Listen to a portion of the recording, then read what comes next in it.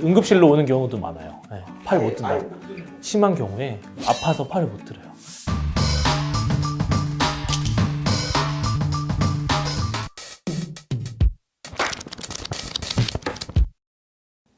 안녕하세요. 바른세상병원 관절센터 원장 이지호입니다.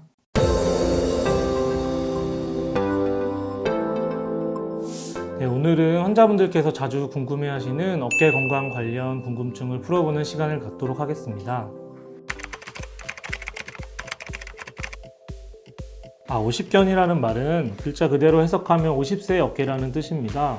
주로 50세 즈음에서 중년의 나이에 어깨 통증이 잘 생겼기 때문에 생겼던 말인데요. 하지만 이제 어깨 통증을 유발할 수 있는 질환은 다양하게 있을 수 있어서 정확한 진단이 필요합니다. 예를 들면은 이제 동결견이라든지 회전근개 파열, 충돌증후군 혹은 석회화 건염 등 다양한 질환이 원인이 될 수 있기 때문에 정확한 진단을 먼저 하는 것이 중요합니다. 좁은 의미로의 50견은 이제 동결견이라는 질환을 의미하기도 하는데요.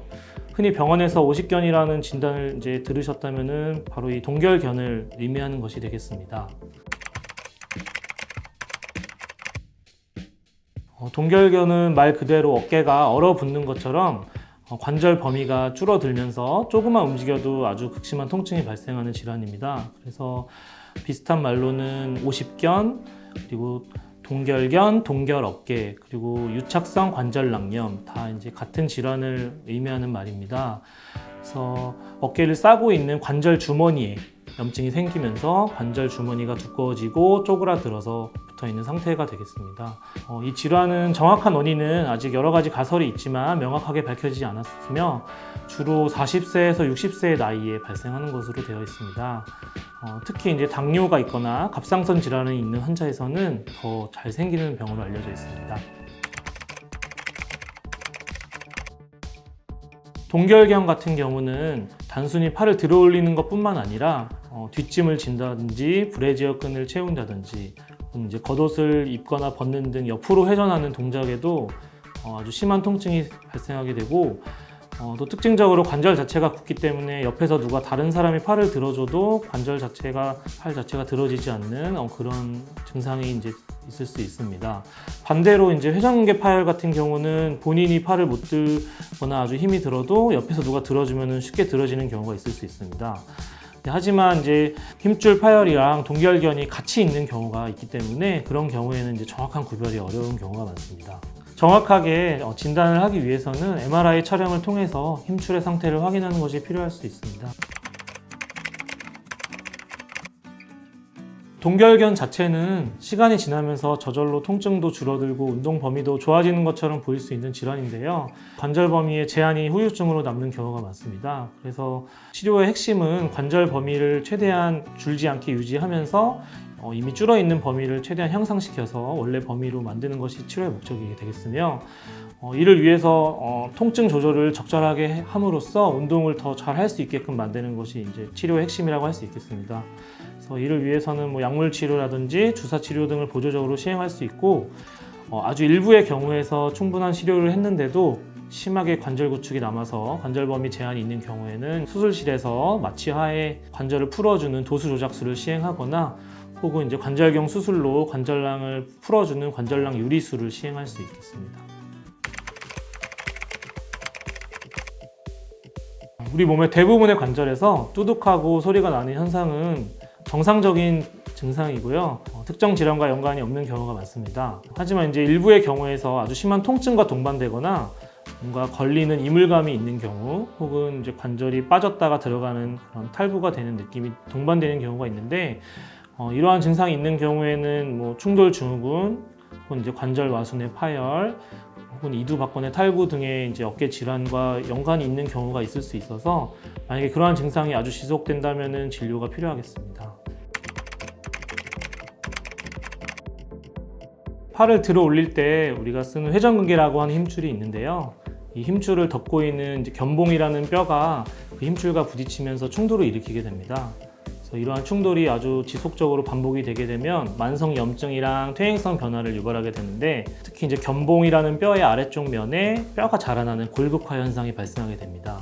이게 소위 말해 뼈가 자라난다고 하는 그러한 소견이 되겠습니다.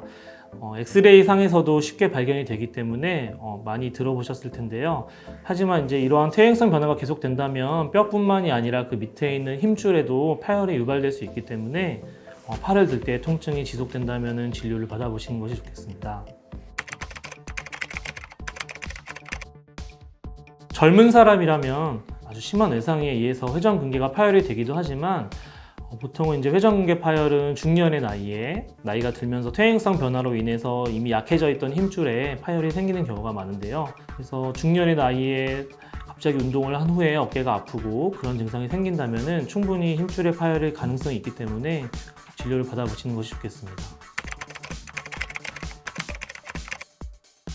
일부의 경우에서는 힘줄이 아주 여러 개가 끊어지거나 파열의 크기가 아주 큰 경우, 그리고 또 갑작스럽게 파열이 된 경우에는 팔을 못 드는 경우가 있을 수도 있지만 대부분의 경우에서는 이제 회전근개가 파열이 있더라도 주변의 근육들로 인해서 팔을 들 수 있는 경우가 많습니다. 별게 아니겠지 생각하고 방치하다가 나중에 파열의 크기가 아주 커진 다음에 병원에 오는 경우가 많습니다. 그래서 팔을 들 수 있더라도 통증이 아주 심하다면 병원을 내원하셔서 진료를 받아보시는 것이 좋을 것 같습니다. 이 질환은 석회화 건염이라는 질환입니다. 이건 이제 힘줄에 석회가 침착되면서 이로 인해 염증이 유발되고 통증이 발생하는 질환입니다. 보통은 정상의 건강한 힘줄보다는 퇴행성 변화가 동반된 힘줄에 더 잘 생기는 걸로 알려져 있고요. 보통은 이제 급성으로 갑자기 팔을 못 든다든지 아주 심하게 통증이 발생해서 내원을 하는 경우가 많이 있는데요. 많은 경우에는 이제 통증이랑 염증만 조절되면 저절로 호전되기도 해서 약물 치료나 주사 치료 등의 보존적 치료만으로도 좋아지는 경우가 많이 있습니다. 하지만 이제 증상이 지속되고 호전이 잘 없는 경우에는 체해 충격파를 통해서 석회를 잘게 부수는 치료를 시행해 볼 수가 있고, 간혹 일부의 경우에서는 아주 심하게 증상이 지속되는 경우 관절경 수술을 통해서 석회를 제거하는 그런 수술이 도움이 될 수가 있습니다.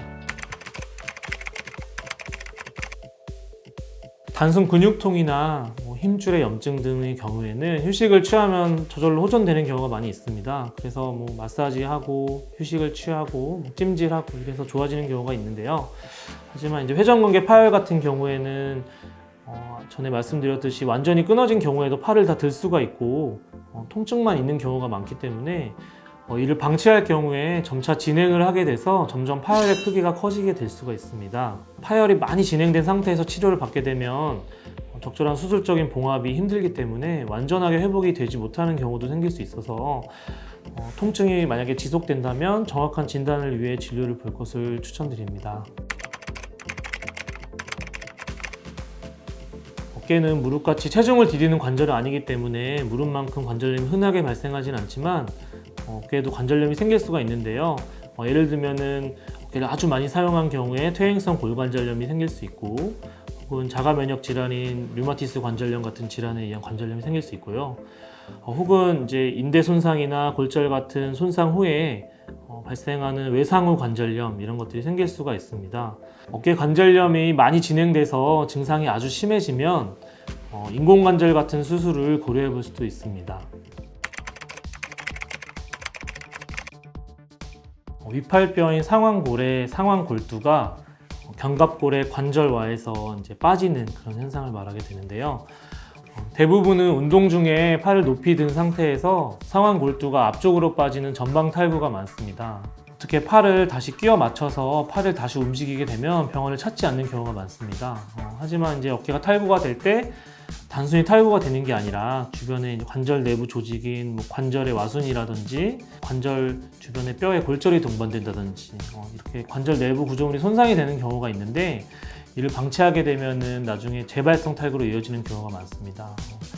수술을 결정할 때는 여러 가지를 고려해야 되는데 가장 중요한 것은 이제 나이입니다. 보통 이제 10대나 20대 초반 같이 젊은 나이에서는 많은 경우에 재발을 하는 것으로 되어 있습니다.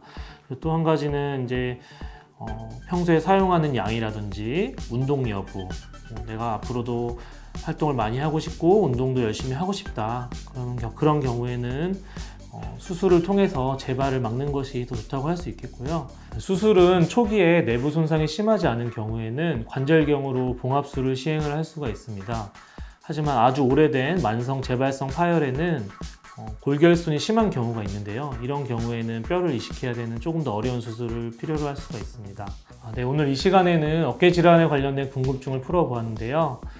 어깨 질환은 대부분의 경우 밤에 통증이 심해지는 경우가 많습니다. 그래서 잠을 못 이루게 되는 경우가 많은데, 만약에 환자분들께서도 이런 증상이 지속되신다면 병을 키우지 마시고 정확한 진단을 통해서 적절한 치료를 받으실 것을 권유드립니다.